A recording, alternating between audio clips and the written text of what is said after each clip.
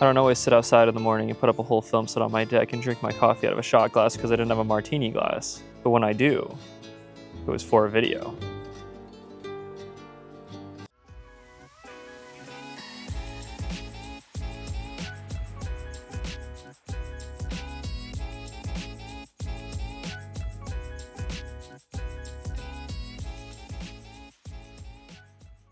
So what am I even talking about today? Today I'm talking about the rule of thirds. Okay, so the rule of thirds, what you need to know, there's a lot of history behind it and why it was done a certain way and this and that. Here's what you need to know. Aesthetically, it's pleasing. Think about this in any kind of artistic way. Threes always make sense. When you think about decorating your house, it's the same process. You actually only want odd numbers.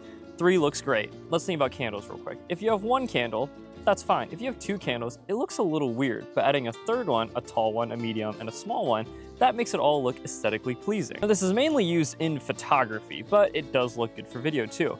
I mean, part of being a photographer and a cinematographer is you get to kind of blend those worlds. You look at a shot and you want to look at the entire composition.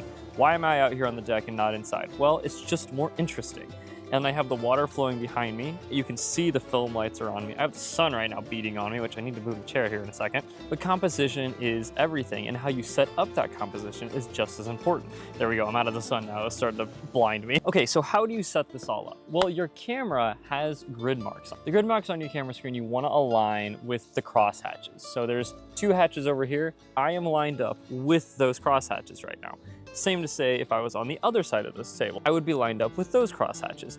This is what makes it more interesting. Now, this is not saying that a centered shot looks bad, it just has its place and it has its time. Just like a rule of thirds shot. Establishing shots I love because most of the time they're centered. One of my favorite directors of all time, Wes Anderson, uses center shots all the time, but he does it in a tasteful way. To me, it just all looks a little bit better when it is in a rule of thirds shot. So now I move to the other side of the screen. I'm giving more insight of what is going on behind me on this side of the screen. But I'm sitting here telling you a story or showing you a story. And this also works for close-up shots, which in photography, this is a huge thing. It adds a little bit more drama, a little bit more cinematic feel to your pictures or your video. Now, the rule of thirds doesn't mean that your character has to be on these grid marks. It can also be the subject of the entire shot. Maybe it's a shot you just want to show off the area. Maybe it's a shot there's an item. Either of those shots, if you use the rule of thirds well, will make it more interesting. I hope this video helps on understanding the rule of thirds and why it's used. If you have any questions, leave them down in the comment section. I would love to hear people's thoughts on the rule of thirds, how they use it, why they use it, and different reasons. And it can just start a